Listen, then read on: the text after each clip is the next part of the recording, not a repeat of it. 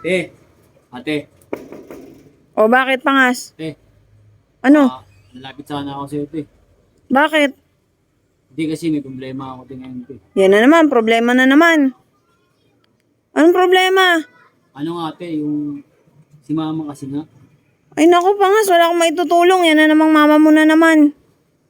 di naman siya utang sa inyo, eh. Bakit? Kala mo papautangin kita? Di rin kita papautangin, no? Te, pumunta ako dito sa tindahan mo para, hindi para umutang. Eh ano, makikilaba ka. Eh, ang dami mong dalang damit ah. Hindi ako makikilabat, eh. Ayaw mo muna kasi yung pakinggan, eh. Ang init ng ulo mo, eh. Kung bakit ka sa mga pamangkin mo sa loob, wag mo akong idamay. Ay nakaka-bad trip ka naman talaga eh. Eh, sabihin nga lang ako sa'yo, eh, baka matulungan mo nga ako, eh. Ano nga yun? Eh, di ba si mama? Oh, Si mama kasi nangungutang yun. oh Hindi tingnan mo. Uutang na naman. pakinggan mo muna kasi ko, hindi sa'yo. Hindi sa'yo mangungutang yun. Ang nangyari kasi, di ba si mama may inuutangan yun. Oh, Ngayon, inutusan niya ako na kunin yung pera. Ngayon, yung pera na dapat kukunin ko, hindi ko agad nakuha. Nung pinunta ko inuutangan ni mama, hindi siya napautang, nagalit. oh ano ngayon? Ba't nagpunta ka dito? Eto nga, di ba nagalit siya. Imbis na yung galit niya, doon ibuntong sa inuutangan niya, saan binuntong yung galit niya. Nagwala, tapos pinalayas ako sa bahay. Ah, pinalayas ka. Oo. Dapat lang yan sa'yo. Wala ka naman silbi. Hindi grabe ka naman sa akin ito, eh. Tapos, ang problema ko na to, yun nga, yung baka pwede di ba may double D kayo? Oo, meron. Yun, sakto. Ay, hindi ko binibenta yun. Hindi, Bakit bibilin mo? hindi ko bibili. Ano? Wala akong pera, eh. Di ba sakto may double D kayo, di ba? Oo. O yun nga, sakto nga. Baka pwede makitulog sa inyo. Makitulog. Hindi pwede. Tigas naman ang mukha mo.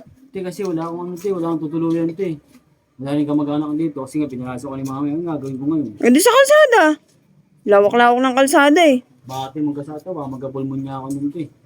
Diyos ko. Ngayon mo pa inisip yung pulmon niya. Lagi ka nga nakahubad. Ano ako ngayon, te? Paano ako ngayon? Wala akong tutuluyan. Aba, malay ko sa'yo. Te, dyan na sa sa double deck nyo, sa may sala lang, oh. Sa mga tropa mo. Ang dami-dami mong tropa dyan. Mga nagtambay. Oo, edi doon ka makitulog. Kasi yung mga tropa ko kasi, te, wala silang double deck, te, nakabanig lang kasi yung mga yun, walang foam. Aba, choosy pa. Namili pa ng may pom. Sige na, te, kahit lang, kahit 2 araw lang, tulog ako sa inyo.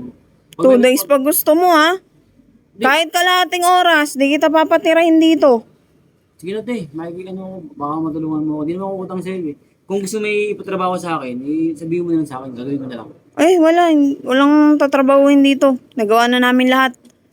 Malis ka na. Paano ako ngayon? Saan ako matutulog ngayon? Hindi bumalik ka sa mama mo. Pinalayas nga ako, di ba? Nakikinig ka ba? Hindi magsorry ka. Hanapan mo ng mauutangan para magkabati kayo. Sige na, umuwi ka na. Di ako makakawin sa bahay kasi nga wala akong Umalis ka na, umalis ka na. Ayaw pa oh. Buisit na. Tamot mo. Umalis ka na.